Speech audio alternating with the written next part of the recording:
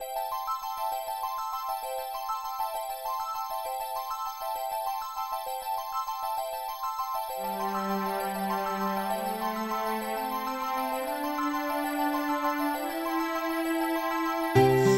met James here at Kelsey Theater back in 1987 as theater students. The first show that we worked on was You Can't Take It With You. He was on the costume crew and I was on the stage crew. The first time we hung out was at the cast party of that show. When James was first diagnosed, a group of us sat around and tried to think of something to do with his assistance. AIDS education, teaching the youth about the dangers of unprotected sex, all of the warning signs, whatever. And we were young, and we were stupid, and we were lazy. And 10 years passed, and then James passed. And so the remainder of the group decided that this was finally the time to do something. So we went out for drinks, and we came up with the idea of producing a benefit in his honor and donating the money to the Open Arms Foundation, which assisted him and his family in his sickness. So the Open Arms Foundation is basically support and services for people that are infected and affected with HIV.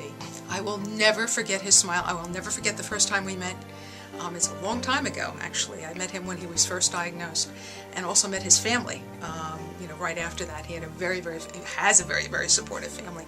But his smile, always the smile at the end, regardless of what the interaction was, we would end with a smile, and I will always remember that. There's no egos here. Everybody's here because we want to make a difference, and it's important to us. And even those of us who didn't know James personally all feel like he's in our hearts because the people who did love him loved him so very much. When I found out what it was all about, I was really excited to be a part of it because really it's doing something I love doing, theater, acting, and it's also for a charity event. It's raising money for a worthy cause. My first experience with JTMF was Psycho Beach Party. Not that all companies don't have a purpose, but this one really has a purpose. This one really has a meaning behind why they do what they do.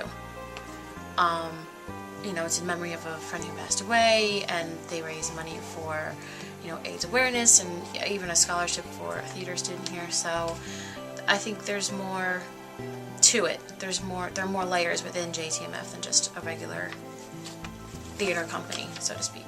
We always try to do a comedy. That's because James loved to laugh. And we don't want to make a memorial that's sad. James would have hated that. So we very much try to do a comedy, and we always try and pick a show that has an LGBT theme.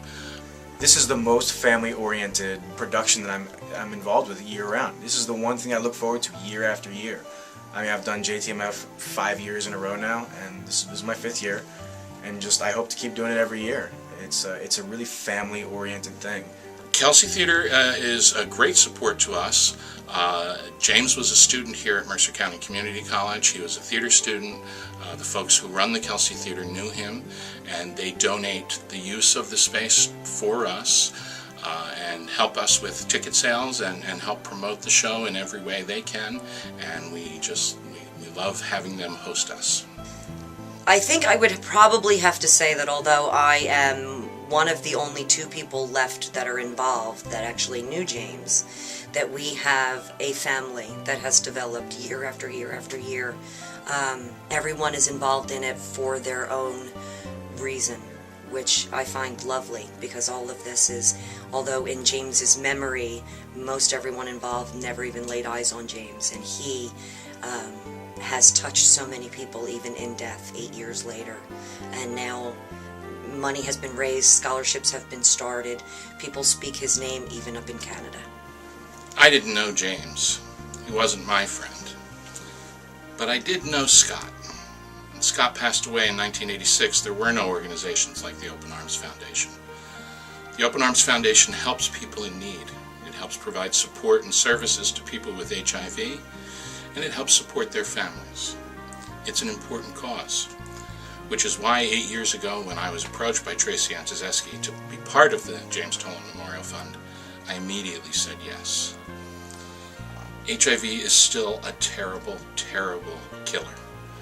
Worldwide, it is still a pandemic. Every bit that you can do to help someone in the world with HIV. You can visit our website, www.jtmf.org. That's jtmf.org. Make a donation via PayPal. You can purchase tickets to our upcoming show, Sordid Lives, June 25th, 26th, and 27th at the Kelsey Theater on the campus of Mercer County Community College. Or you can stop by and volunteer. Every little bit helps. Make a difference. Think globally, act locally.